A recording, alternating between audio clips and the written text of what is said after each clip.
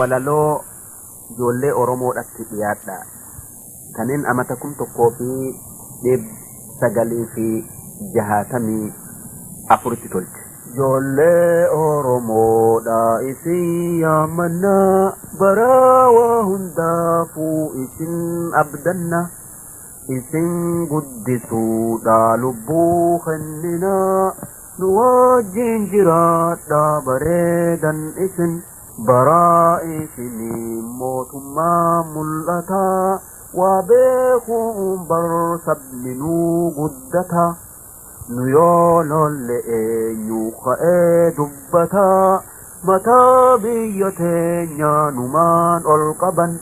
Tokkummaa biyyoo teenyatiif ol je'ii xilootan lol'uu bakka hundaa ka'i.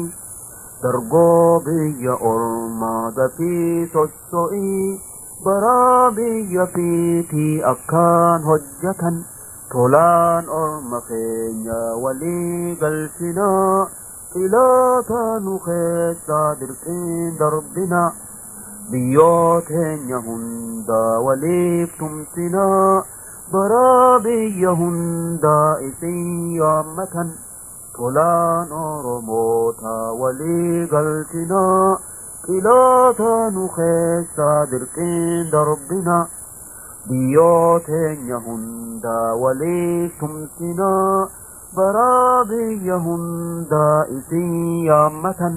Harkaa fi garaadhaan waliin ol ka'aa biyyoo teenya jaarraa dafaa sosso'a. Jiruu orma keenya je'aatii du'aa isaan miidhaman bar isin abdatan. Harkaa fi garaadhaan waliin ol ka'aa biyyoo teenya jaarraa dafaa sosso'a. Jiruu Oromoodha je'aatii du'aa isaan miidhaman bar isin abdatan.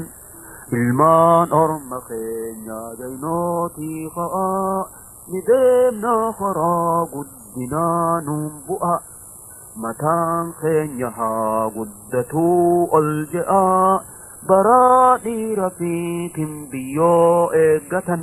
Nu bar Oromoodha isaan guddatuu qayroon biyya teenya ol haa mul'atu.